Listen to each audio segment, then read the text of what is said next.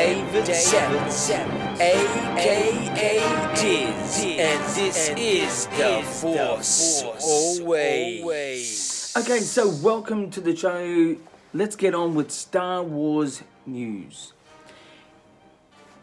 Disney Plus is a couple of months away from launching. That's right, launching Disney Plus, which is a streaming service for Disney, similar to Netflix, but for all Disney things. Original and things that you've seen, movies, sitcoms, whatever it is. It's going to have Star Wars, it's going to have Marvel, but it's coming out in a couple of months, only in certain parts of the world, in November, early November, which will be America, Canada, and apparently Netherlands. For Australia and New Zealand, apparently at the moment, the best source that I can get so far is November 19 will be Disney Plus here in Australia, which will be about a week after things like The Mandalorian being launched. Now, Mandalorian is the first live action TV series for Star Wars. It's about a bounty hunter. It's set after the times of Return of the Jedi, and that's episode 6, being helmed by the famous Jon Favreau. But we won't be getting it. That's Australia. That's where I'm from, as you can see the map in the back. November 19th. That's the apparent date so far. So that's the news for Disney Plus. Disney Plus, the big streaming service that will helm a lot of Star Wars stuff. Anyway, so let's get on to more news. Triple Force Friday is the big launch of toys for Star Wars. It's called Triple Force Friday because of 3 points that's going to be all released on the one day. This is going to be amazing if it is achieved, especially in marketplaces like Australia who don't know anything about Jedi Fallen Order, which is the game. That's one of the triples. The Mandalorian is getting some sort of understanding. People are starting to know there's something coming. That's the regular audience goer, and obviously hardcore Star Wars heads know what the Mandalorian is. It's going to be again on that Disney Plus network, and obviously the Rise of Skywalker episode 9. That's the triple. That's the Force Friday, Triple Force Friday. 3 things in the one day. It's actually less than a month away. It's again, I say apparently, but it's apparently October 4 or 3. Depends what part of the world you are in. And it also depends on confirmation. I'm yet to get confirmation down here in Australia if go ahead is there.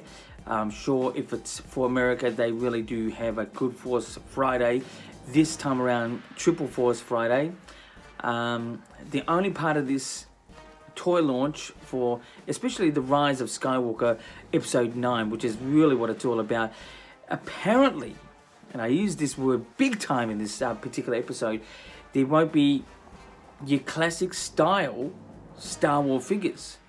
We're going to be relying on other types of figures, bigger, maybe smaller, I don't know. But that's the word on the street. The regular size Star Wars figures won't be around. For someone like me, being old and stuff like that, coming from the original time period of Star Wars, it's going to be a bit of a letdown, but let's see what happens. They could provide a great range of merchandise. This is what we're looking forward to, and also just, insight to the Rise of Skywalker episode 9.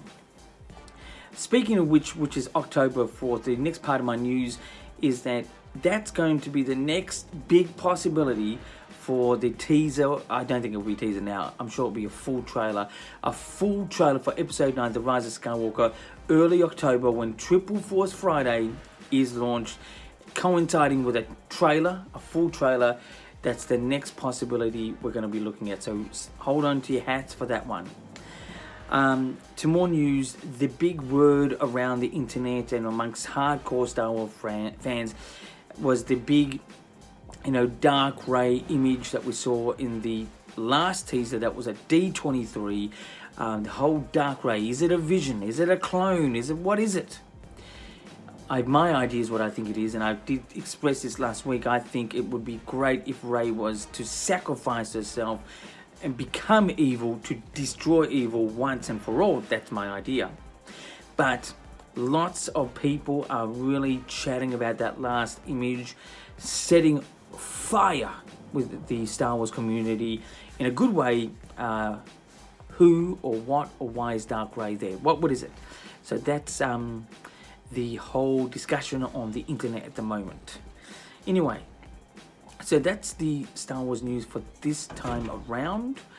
Let's get into views. Views is my story ideas for the saga itself, or whether it's a poster, whether it's a music piece even, or if it's the actual movie or whatever. But it's going to concentrate on a particular piece of wording that I think everyone is getting wrong, but I think would create a great idea for a story. If you listen to the last teaser for The Rise of Skywalker, which was at D23, towards the end, before we saw the big Rey, Dark Rey sort of thing, we hear a voice saying, "Your journey near its end." It sounds like the Emperor. We think this has been worded to Rey or somebody like this, but I think this is Matt Smith, the actor, playing Darth Plagueis. Now, hardcore Star Wars fans know what I'm talking about here. Darth Plagueis is the master of the Emperor before he came the Emperor, before he really reigned hell around the universe. He was killed by the Emperor, or Palpatine, in his sleep. He was apparently the person who created immortality that we've actually never really got to grasp in Star Wars yet. And then Palpatine, we assume, stole the idea. Maybe we'll find him living on in Episode 9. But I reckon this speech where it says "near its end" would be great if it was directed from this Matt Smith character, which would be Darth Plagueis, because he sort of looks like Plagueis, and he sort of looks like the Emperor, and he sort of sounds like the Emperor that we know. But it would be great that the Emperor took a lot of his ideas, the Emperor taking Darth Plagueis' ideas.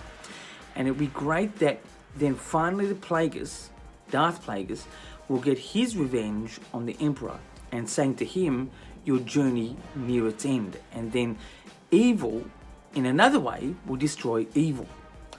That would be a great story idea that I'm putting forth, that I think I would love to see. I've been an advocate for seeing Darth Plagueis in one of these sequel movies, but yet has it come to fruition? I thought, like many people did, think Snoke was the possible Plagueis, but he was not. Maybe we'll find out he was. Maybe he's a puppet, I don't know, we're going to find out. But it is my idea that that piece of wording was said by Darth Plagueis to the Emperor, that near its end, your journey near its end, is Plagueis speaking to the Emperor. And the Emperor's journey will near its end and be ended by Plagueis once and for all. And we may get a bit of backstory about Plagueis, which may lead into possible Benioff and Weiss story ideas for their movie, if they're going to talk about Darth Plagueis.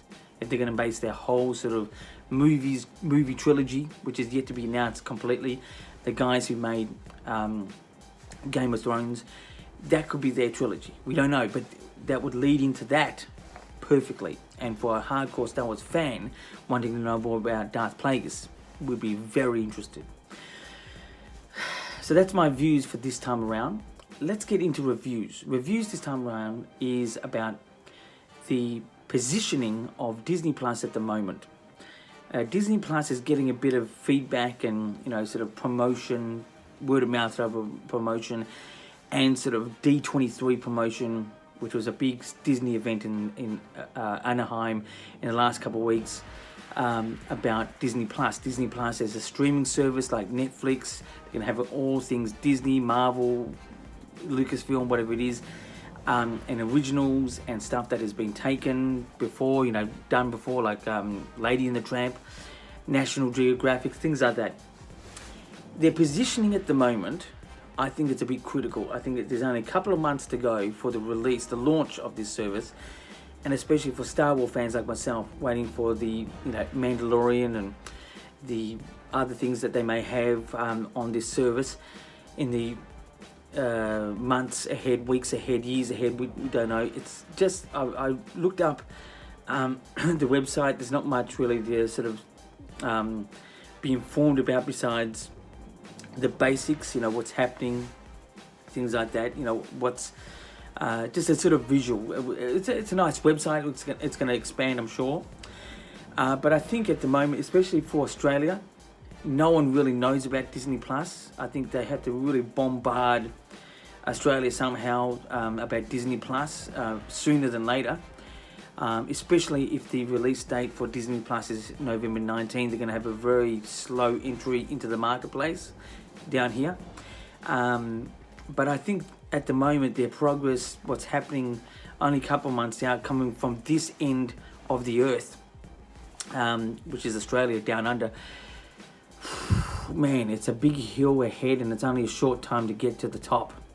And so I give it about maybe 2 out of 10 at the moment in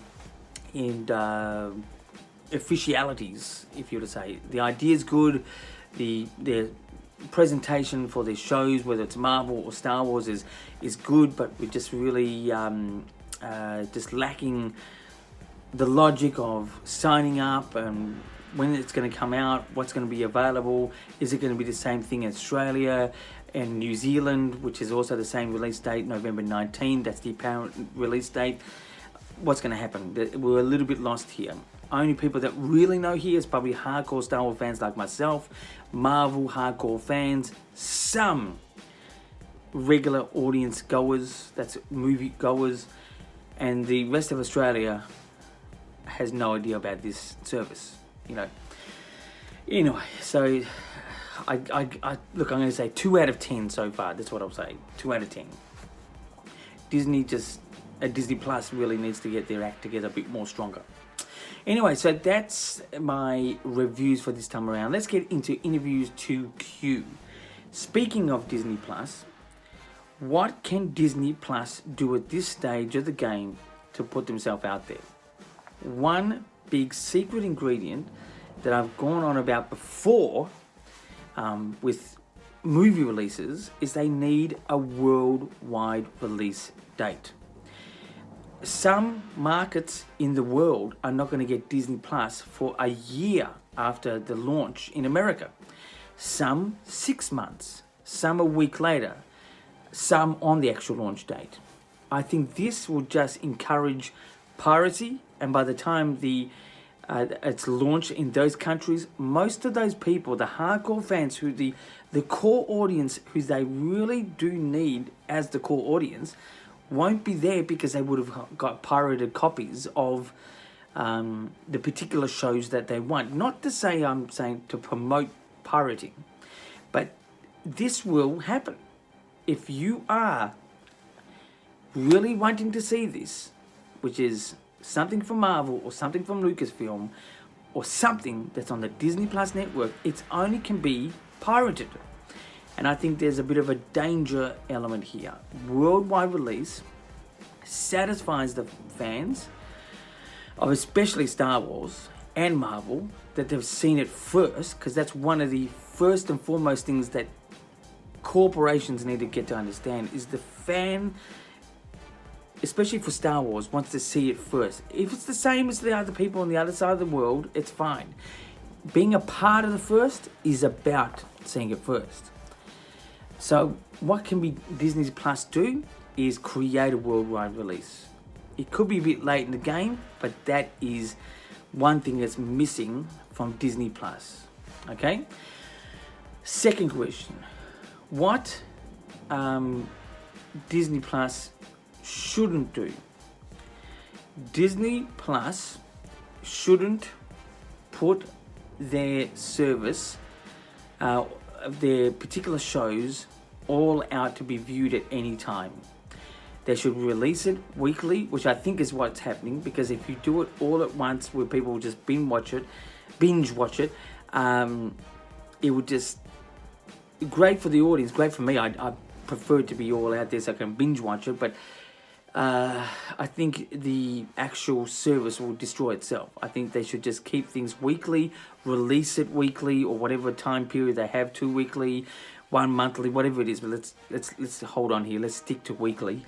But I think they should just create 1 episode for every week.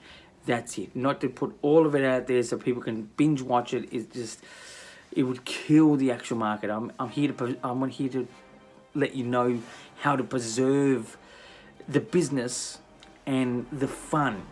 I think it's fun, even though it's a killer, to hold on, to wait for certain things to happen in, storylines for Star Wars or whatever. But I'm willing to hold on for the surprise of that weekly. It's a weekly event, to see these shows unfold, whether it's Marvel, whether it's Star Wars, whatever. So that's what they shouldn't do.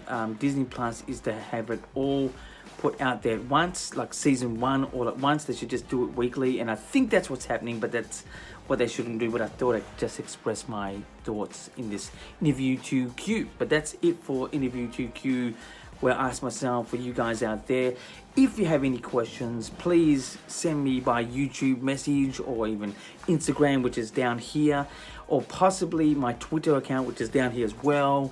And until next time, keep rocking.